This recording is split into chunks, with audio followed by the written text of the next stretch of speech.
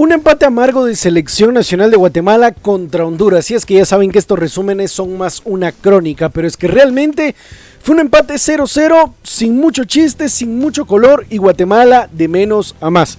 A ver, los primeros 20 minutos fuimos totalmente dominados por una selección de Honduras que hay que recalcar que no tenía todos sus legionarios que mencionaba en la convocatoria oficial que mandó la selección de Honduras para la prensa y el público en general, pero sin embargo sí tenía jugadores de Olimpia, de FAS, un par del Real España que eran de los más interesantes, y obviamente con esos jugadores empezaba el 11 inicial de la selección de Honduras contra Guatemala, y sí que nos complicó. Jugadores como Carter, que lo vimos jugar contra Comunicaciones, jugadores como Benguché, que no lo podíamos parar. Para mí, que Gordillo ya es uno de los centrales que merece ser suplente en selección nacional para empezar a hablar de los jugadores.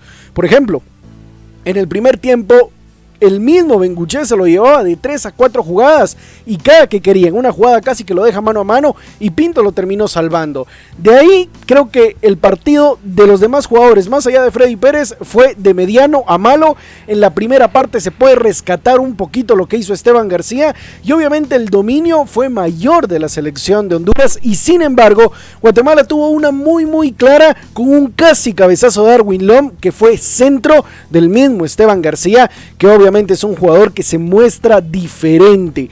Y así como mismo se les dijo en su canal que Tena tenía dudas y no sabía si poner a Chaco o a Caballo Morales, iniciaba Caballo Morales. La primera parte fue de regular a mala, seguramente, pero en la segunda parte, donde incluso ya hay cambios, entra Chucho López, entra Aparicio, entra Pedro Altán, y Guatemala del minuto 65 en adelante genera más presión al cuadro de Honduras. Con esos cambios puede tener más la pelota, entra también Renato Sequén, donde realmente ahí se ve una Guatemala más parecida a la Guatemala de Copa Oro.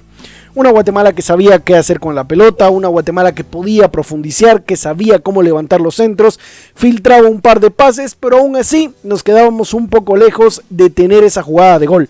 Sin embargo, en el segundo tiempo, cuando entran esos cambios, también entra Cristian El Chaco Jiménez, juega por la banda de Aaron Herrera y curiosamente le dan el mismo dorsal que Aaron Herrera, el número 7, no lo hace mal, tampoco creo que deslumbró, pero quien realmente hizo las cosas bien desde que lo cambiaron de banda y en el segundo tiempo en general fue el mismo Caballo Morales. Una de las pocas cosas que se pueden resaltar, creo que mejoró su segunda parte, y obviamente al final hay una jugada muy clara donde Benguché, el delantero grande de Honduras que había hecho lo que había querido, se iba solo con la pelota y al fin Caballo Morales lo termina tacleando para que al final el mismo jugador no pueda progresar.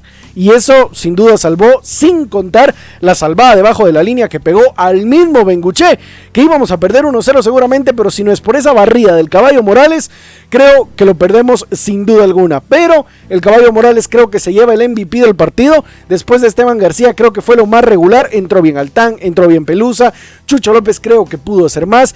Y por otro lado, creo que de las decepciones podríamos decir que está Galindo. Creo que a Galindo siempre se le exige más cuando juega con Tena, porque es un jugador que siempre muestra su cualidad en todo momento.